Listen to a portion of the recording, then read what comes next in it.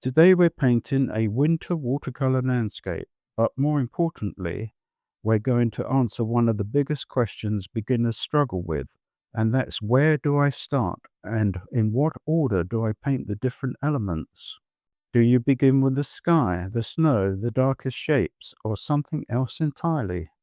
In this tutorial, I'll walk you through my thought process step by step, so you're not just copying what I do, but understanding why each decision comes first. So let's get started. So we've got Indian Yellow and Scarlet Lake. Then we have Windsor Blue. And in the bottom one, we've added some Scarlet Lake. And I start with the sky. The sky is important because it sets the mood of the painting on most occasions. Sometimes the sky could be quite bland, but that could be on purpose because you don't want the sky being fussy and interfering with all the detail in the landscape.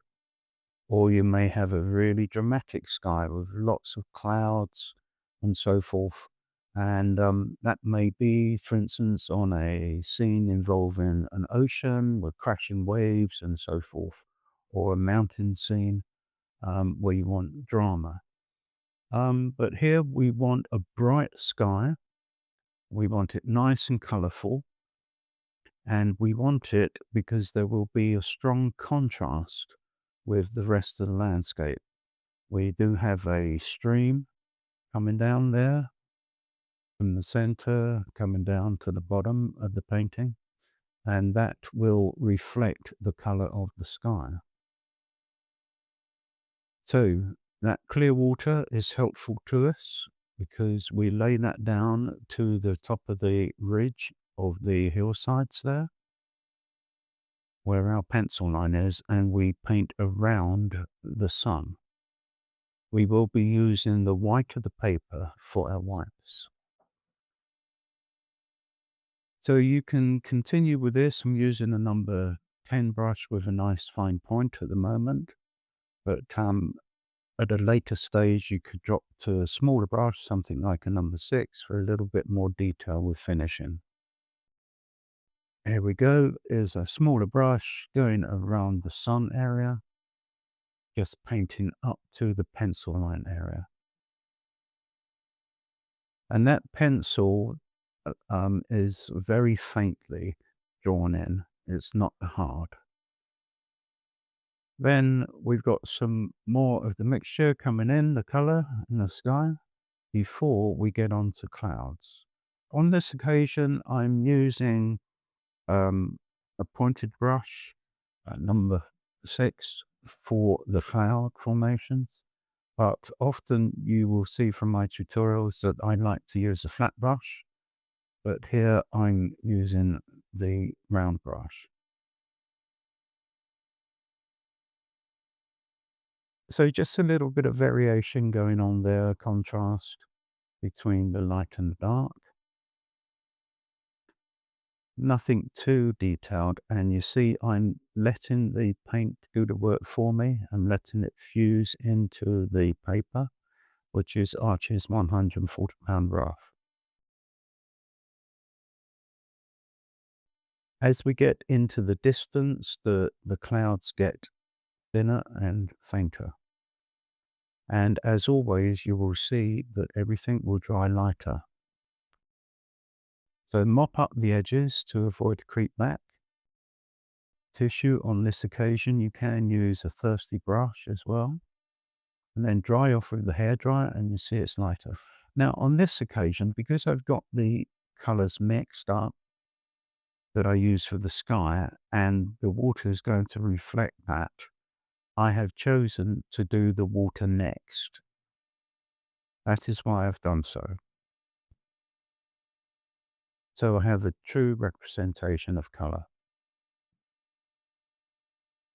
And we do have a little bit of white area in the stream there where the sun is bouncing off the surface. So I've painted around that, negative painting, just like we did negative painting around the sun. And that will become more dramatic and obvious as we progress through the painting. And the edges of the stream where they meet the bank, make sure that they're jagged, that they're not too many straight lines, that there's a little bit of interest going on. So you lay down that color first, and then always start at the bottom with your darker colors when laying in the rest of the color on the stream, rivers, lakes, ocean, etc. It's good to do that first, and then dry that off with a hairdryer.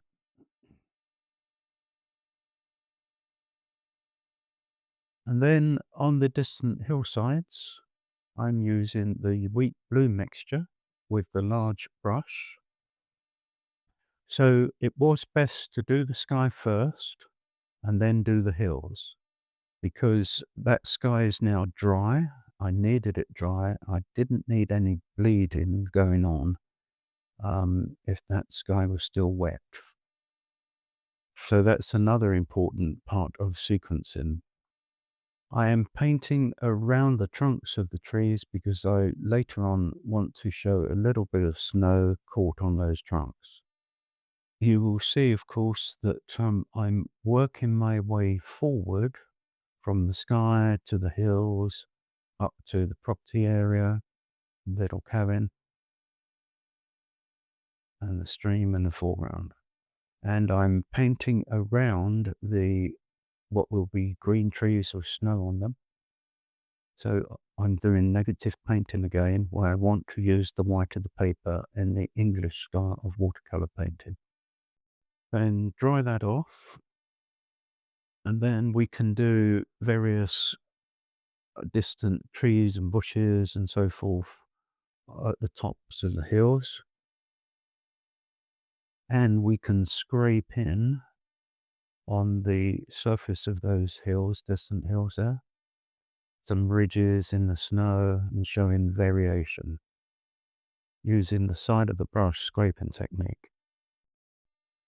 There's quite a bit of repetition there going on in relation to those distant hills and the different shadows on the snow, etc. But you can see it's quite varied. The broken lines, very important, rather than being too uniform, too straight, etc. Then we've got a mixture of Windsor Blue, Scarlet Lake, and Indian Yellow, which will produce a brown color for us, which we can use for the trees. The trees without much leaf left on them. The trees to the left will need green. Therefore, we've got Windsor Blue and Indian Yellow. I've chosen Indian Yellow rather than Windsor Yellow on this occasion because it is that much stronger. For these trees, just make them as broken as possible, the foliage with white in between, indicating some capture of snow on the branches.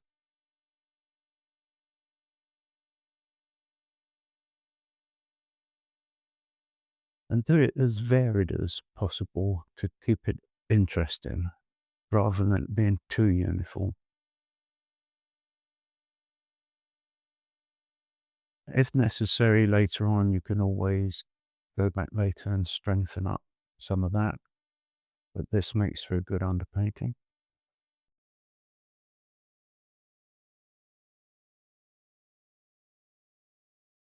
Then at the very bottom, we're scraping in a little bit of a green area at the bottom where light dust in the snow has been in that area with some grasses peeping through.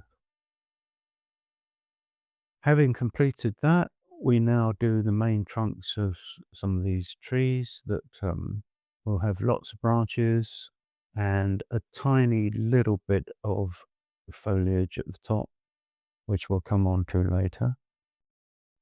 Now, if you find it difficult to get these branches quite thin, you could resort to a smaller brush like a number 2 or something like that. Here, this brush still has a fine point to it, so if I very lightly touch the paper, I can achieve fine lines. I would also recommend, as I do often, that you do keep a spare piece of paper to the side and that you can practice on that before committing to your painting.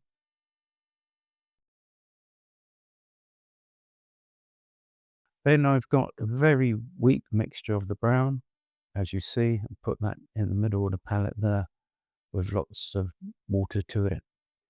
But had tissue to hand so that I can dab and get the right amount to just scrape on some indication of dead leaves.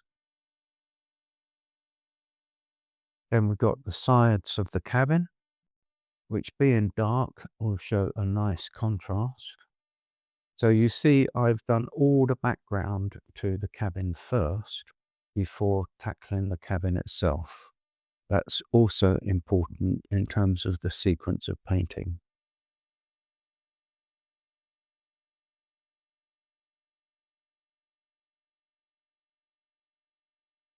There are a couple of windows and a door in relation to that little lean-to building attached to the cabin. And we have a chimney, and later on I'll be demonstrating the lifting technique for you to indicate some smoke coming out of the chimney. I've decided that it would be good to have a little bit of contrast in intensity of color here. So the tone is lighter on this end of the cabin. Then we got some pure Scarlet Lake there and some pure Indian Yellow. I'm going to use the Indian Yellow for light from the windows and the Scarlet Lake on the doors.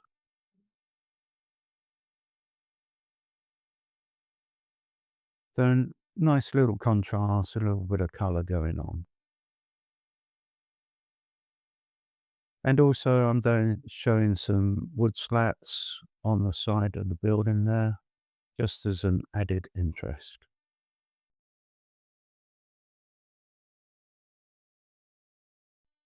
Then for the coming forward for the land area closest to us, we have another tree to the right-hand side. So I've painted around the trunk again.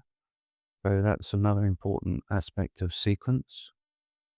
And then I will dry that off before I do the tree itself. And for the snow coming down to the stream, you can use a weak mixture of the Windsor blue to start with, and also on the roof that is covered in snow.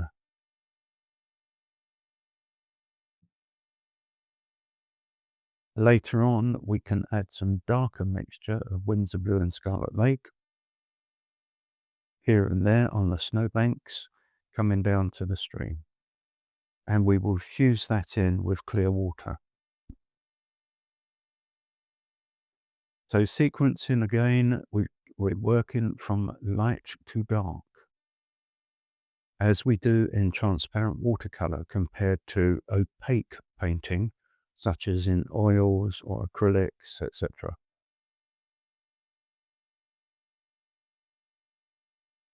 So try as much as possible. There can be exceptions, like everything, but try as much as possible in sequencing to be working from light to dark. And very much make good use of the white of the paper. Where the bank meets the stream, we can drop in some darks in the areas that are visible to us and fuse those in with some clear water.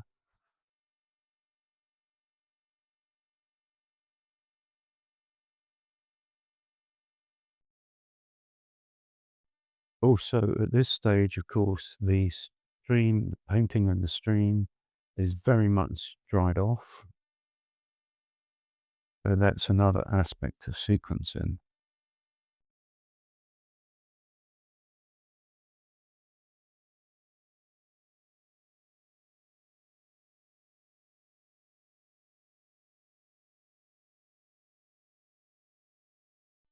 That tree to the right, we're doing that scraping technique again, side of the brush with a light version of the brown or some dead leaves on the tree, and scraping in a little bit of variation at the base level, and also dropping in some indications of grasses peeping through the snow. We're a long way through the painting, not far to go now, just a few minutes. And we'll be tackling the reflections on the water from those trees, a little bit for the cabin, but not too much. Now, this is a stiff brush, a bristle brush, which would normally be used for oil painting and acrylics. What I'm doing is lifting pigment from the paper by putting clear water on the brush and slightly digging into the surface of the paper with that clear water, and then quickly dabbing with clean tissue, making sure it's ultra clean. You don't want to accidentally transfer another color. And then we can show indication of smoke coming from the chimney.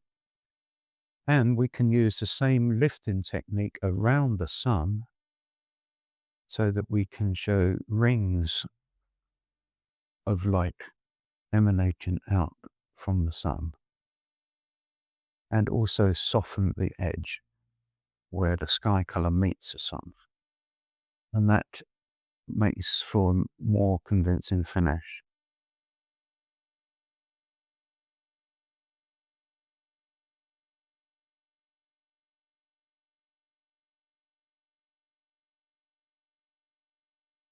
I only have about a minute to go now. We're going to do some reflections on the stream from those distant trees and a little bit of an indication from the cabin, but not too much. You can use a kneadable eraser to take off pencil lines on that white area where the sun is bouncing on the water. And then I'm not trying to meticulously mirror image every single branch and so forth from the trees. I'm just doing enough.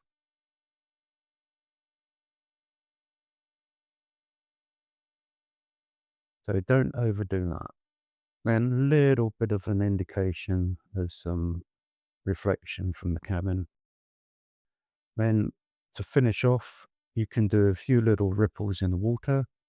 Your choice of what color to use, something like a grayish, nondescript sort of color, nothing too imposing. Just do a few jagged lines here and there, but don't overdo it on those. And a few coming across the tree, tree reflection areas.